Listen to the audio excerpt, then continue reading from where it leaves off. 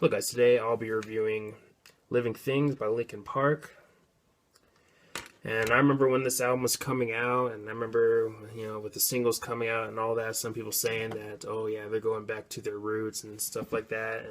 Or some people were, because with certain songs especially, you can tell that they're still really holding on to the electronic sound that they got from the previous album and just letting it bleed into this album too. And from when it comes to my opinion on the whole return to form, return to roots thing with this album, I definitely disagree. Now, I will say this, it does come closer to the earlier albums than A Thousand Suns in terms of sound, but I ultimately, at the end of the day, I just don't think it's a return to form. But again, it does come closer than the previous album. But anyways, let's go ahead and dive into the album. The album starts off with Lost in the Echo, which many people would probably say is one of the highlights on the album, and maybe one of the anthems on the album too. It definitely has a memorable chorus, and vocally, Chester again sounds really good in this song, and I can definitely understand why it's one of the highlights on the album for many people, and it's definitely a highlight for me too. And overall, not a bad choice to start off the album. But then we move on to In My Remains, and you have the more melodic verse, of course, with the electronics, and then you have the chorus, which has a bit more guitar, and overall, it's a pretty solid song. Maybe not one of my favorites on the album, but still a pretty solid song overall. But then we get to another song that's fairly known from the album, Burn It Down.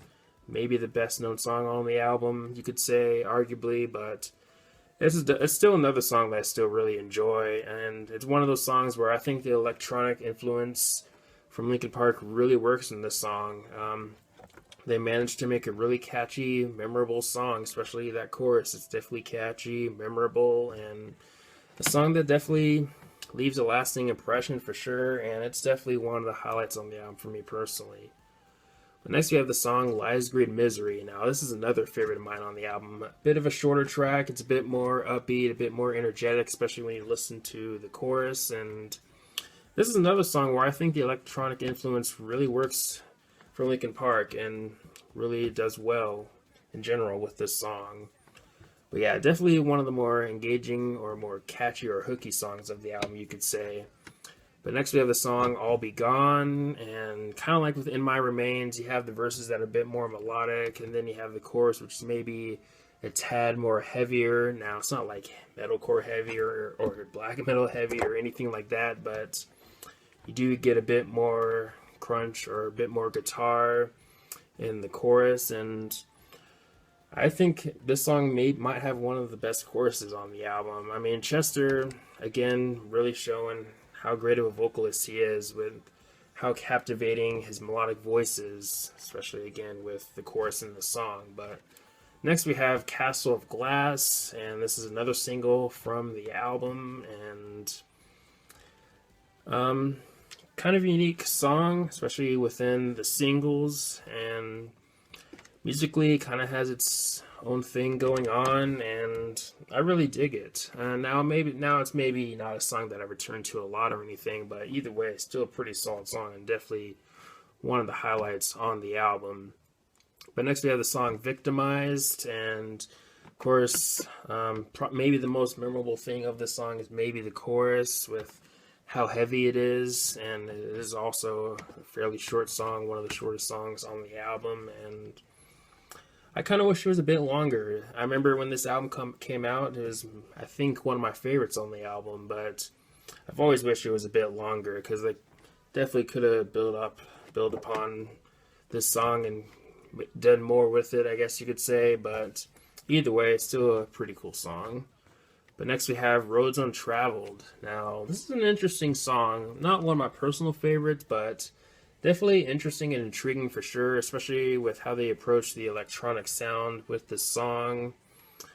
And it is a bit more melodic too, and I don't know what it is about the song. I'm not sure how to put it in words, but the way they incorporate the electronic influence in the song, kind of different and unique on the album, you could say. I don't know. I don't know what it is about the song, the sound of the song, but I've always found it to be pretty interesting, you could say. But next we have Skin to Bone. To be honest, I mean, outside of course, the short instrumental, Tinfoil, Skin to Bone has always been my least favorite song on the album. I mean, if you like it, more power to you. There's nothing wrong with liking this song, but for me, I just could never get into it. I mean, it just never grabbed me as much as other songs on the album, and musically, it just doesn't, like in general, it just doesn't do much for me. But next we have Until It Breaks, and I remember really liking this song when I first heard it, when the album, of course, came out. I remember really liking this one, but nowadays, I don't know if it's one of my favorites, but I do like it though. The best part of the song is maybe Mike's vocals, maybe, but I don't really have much to say about this one. But again, not bad.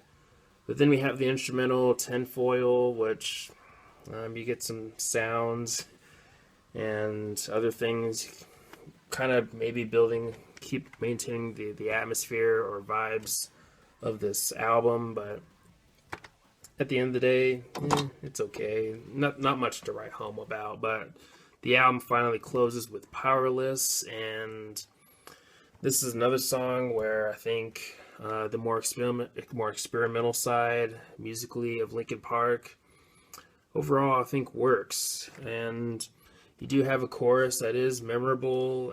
Maybe not the most complex song, or even doesn't even have the most complex chorus in the world or anything, but if you're looking for complexity, go listen to Rush or Dream Theater or something. But with this song, I like it. Overall, not a bad choice to close off the album. Maybe not one of my favorite Linkin Park songs in the world or anything, but again, not a bad song, and I do like the melody of the song too, especially.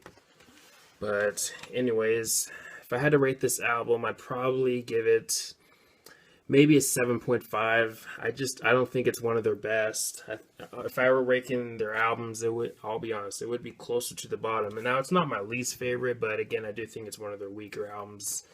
To me, the album doesn't have as many memorable songs as some of their other albums, but either way, it's still a pretty solid album overall, and it does have some songs worth returning to. And of course, if you haven't heard the album, the album does have some songs worth checking out, such as Burn It Down and Lies Great Misery and Lost in the Echo. But again, I'm going to go with a 7.5 out of 10. But anyways, let me know your thoughts on the album. Do you love it? Do you hate it? How does it compare to the other albums for you personally? Let me know some of your favorite tracks and all the good stuff. But anyways, thanks for watching. Please leave a comment, like, subscribe. Have a nice day, and take care.